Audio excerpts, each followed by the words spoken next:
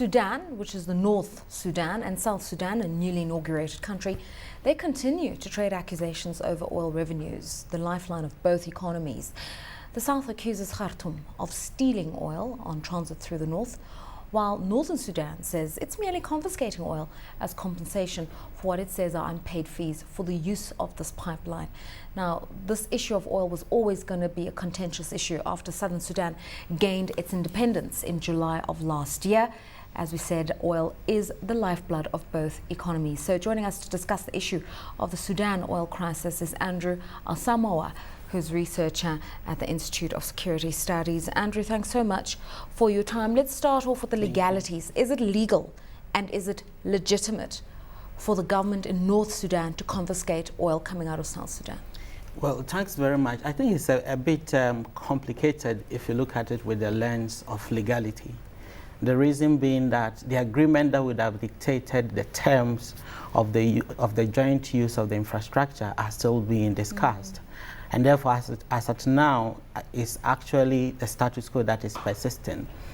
And the context has changed a little bit, because if this had happened before the split, where both countries had a joint ownership of the infrastructure, the South could have argued that they have a bit of ownership of the infrastructure. At the moment, the infrastructure is to the North what the 75% of oil that has remained with the South is to the South.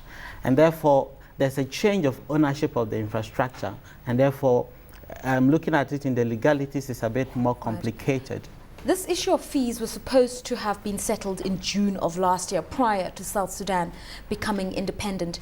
And experts had warned that oil is going to be make or break for this exercise in sovereignty and legitimacy for a new country. Why did all the mediators not resolve this thing with urgency? Well, it's one of the key things that the world, including the African Union, actually foresaw, because very many analysts warned that, including a number of pending issues, oil was going to be an issue. And it's therefore one of the key reasons why the AU set up the high-level implementation panel led by the former president of South Africa, Mbele, to negotiate and facilitate dialogue on the process. It's just that it's been very slow, and all these negotiations are still ongoing. And one key thing is that it used to be one state, and the South was just a semi-autonomous region. It was easier dealing with them at that time. Now that the context has changed, you are dealing with two independent sovereign states. And therefore, the leverage with which you can negotiate and put pressure has diminished. You can actually appeal to them in terms of them using their sovereign rights to make decisions. And therefore, that is why some of these issues have been dragging on for some time. But it was foreseen even before the split, just that the negotiations have been very slow. What's in dispute here? Because obviously, South Sudan, in becoming independent, takes up 75% of oil produced to the oil wells.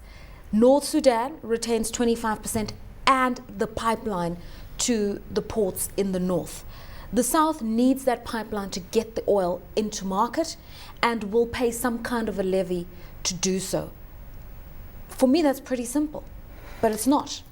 It's not, because the two sides have not agreed in terms of what it is that both sides are supposed to pay. The South understands that, yes, they need to pay for the use of the infrastructure, and the North also understands that they need to charge something. But as to what they need to agree on per barrel is a contention. While the North is talking about between $32 and $36 per barrel, the South is actually negotiating for far less. They're actually going for less than $1 per barrel, looking at other cases elsewhere. And that is the bone of contention. The possession of the infrastructure, as you said, rightly mentioned, belongs to the North now. And therefore, the bargaining chip for the North has increased, given that the South hasn't got any other alternatives. It is now up to the South to try and look for other alternatives so as to reduce the bargaining chip and the potency of the stance of the North, so that they can argue for a reduction. You say that in the midst of these negotiations, the status quo prevails.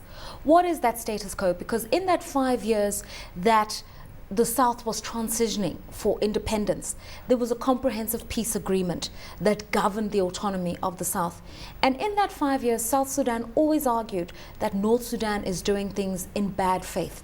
For instance, they were supposed to share oil revenues, but South Sudan says it's never really known how much Sudan as a country earns from its oil exports and doesn't really know whether it was receiving that 50% in the first instance. So there's a whole question of transparency in the system in totality.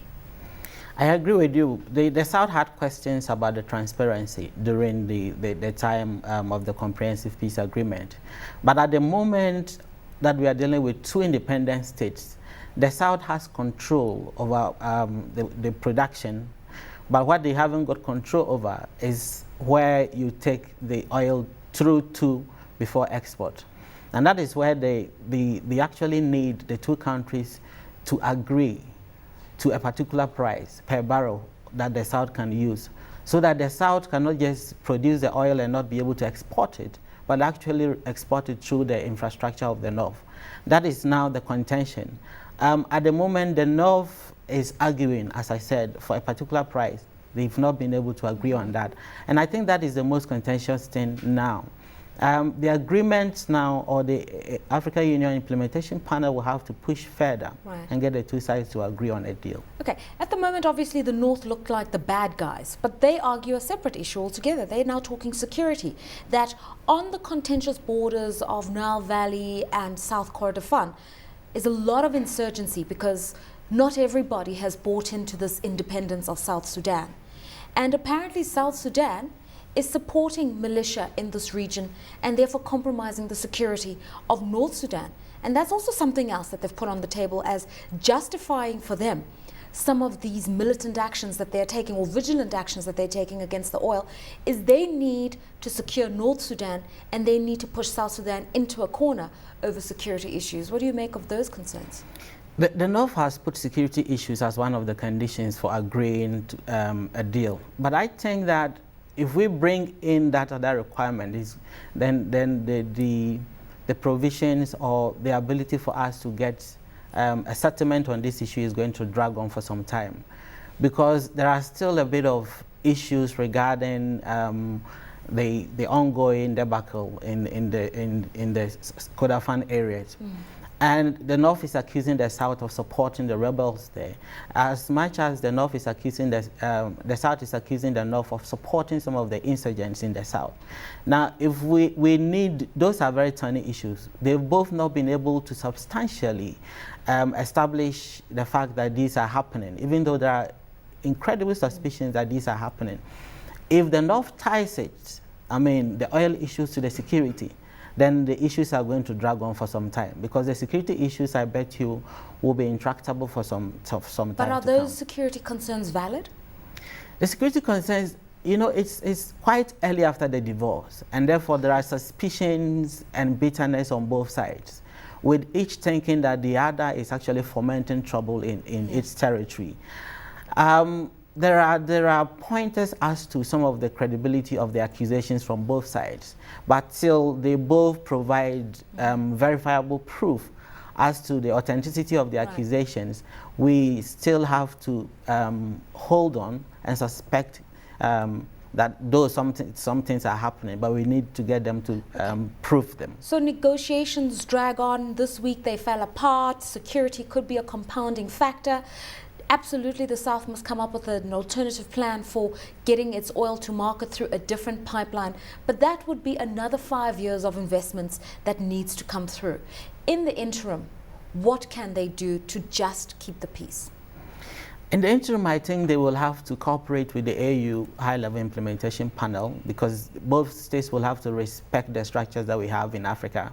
And given that the African Union has given that panel a bit of authority to mediate, I think they should respect the mediation process. Again, I think it's up to the South to begin to look at the alternatives, to try to reduce the leverage and the bargaining chip of the North. The North has to actually cease fire and respect the fact that negotiations are still ongoing, so that the they do not foment much trouble. We've run out of time, but very briefly, South Sudan is a new country. It has oil, but it has very little infrastructure. So there's a big investment case for South Sudan. Are they doing enough to market this country? Are they doing enough to draw in investment so that oil is not their core revenue source, and that oil infrastructure is something that they start investing in so that 2-3 years down the line, we're not in this quagmire? I think the South recognizes that, and they are looking at the various options on the table. The fact is that the realities on the ground are very demanding. They haven't got the leisure of time and prioritizing. Everything in the South now is incredibly important. And therefore, as much as they look at they try to market the country, they've also got to provide for the people and satisfy the expectation of the many people who hailed when the split was announced. And I think that is the challenge that they have. It is not like South Africa where you can prioritize because some structures exist. They haven't got that opportunity. They have to take everything along with them. And that is the challenge.